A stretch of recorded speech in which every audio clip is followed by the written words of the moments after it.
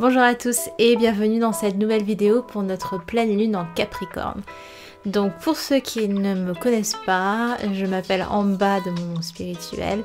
J'écris et j'édite des vidéos sur la spiritualité et le yoga. Et on fait également un peu de lunologie comme là maintenant, pour justement apprendre à se caler aux énergies lunaires pour avancer plus facilement. Donc je suis également assez crevée, je pense que ça se voit. Je reviens de mon module 3 de ma formation yoga thérapeute à l'Oasis de l'Aube. Donc je vous raconte ça très bientôt dans un prochain article.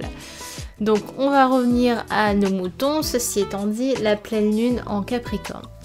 Donc c'est une pleine lune qui va être assez bénéfique aux signes d'eau et de terre, donc comme le taureau, cancer, scorpion, vierge, poisson et Capricorne du coup.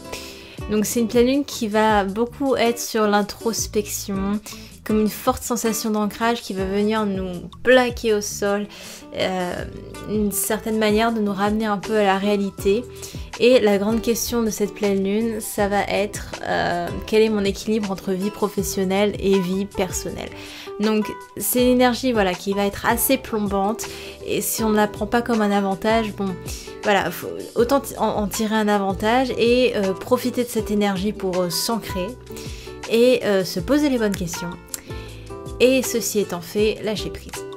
Plus facile à dire qu'à faire, je le conçois, mais bon. Donc, comme grande question pour cette pleine lune, on peut se demander, est-ce que je me suis trop investie au point d'en délaisser l'extérieur, mon entourage ou autre, ou de mettre mon cœur de côté? Autre question qu'on peut se poser, est-ce que j'en ai trop fait? Comment trouver le bon milieu pour que plan professionnel et plan personnel puissent fonctionner ensemble sans qu'un pâtisse en faveur d'un autre? Donc ce sont de grandes questions, mais ça peut être sympa de se les poser pour cette pleine lune là. Et une fois que vous avez répondu à ces questions, hop, vous lâchez prise, on abandonne le contrôle incessant qu'on place dans n'importe quelle situation, et on laisse notre intuition s'exprimer. Voilà, c'est une pleine lune qui est assez simple au final dans les énergies, c'est pas très complexe, c'est vraiment une mise au point. Et donc voilà.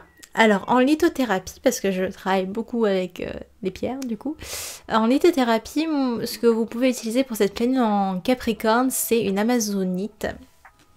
J'en ai une à vous montrer. Hop, hop, petite amazonite. Voilà.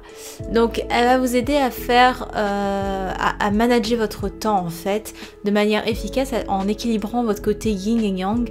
Donc côté yin plus comment dire ça, calme, intuitif, et yang c'est plus ce côté allez j'y vais, je réfléchis pas et je fonce et je me donne à fond, voilà. Donc trouver un peu cet équilibre là entre le yin et le yang, et ça va vous aider du coup à poser le pour et le contre, ou du moins voir un problème sous différents angles. Donc c'est une pierre de cœur pour Anahata Chakra. Elle va vous aider à suivre votre cœur, votre intuition, et non pas votre mental trop exigeant. Voilà. Donc c'est une bonne pierre pour le système nerveux également, parce qu'elle va vous aider à lâcher prise. Et c'est une bonne pierre pour diminuer le stress de manière générale. Donc voilà, amazonite. J'espère que tout ça vous a aidé. Je vous invite, si vous n'avez pas encore vu ça sur le blog, j'ai fait un article. Vous pouvez télécharger votre fiche de cérémonie pour la pleine lune. Donc comme ça vous faites votre propre cérémonie pour la pleine lune. Ça peut être intéressant comme travail sur soi. Donc n'hésitez pas, je vous mettrai l'article en description. Et je vous dis à bientôt pour notre prochaine nouvelle lune. Très belle pleine lune à tous.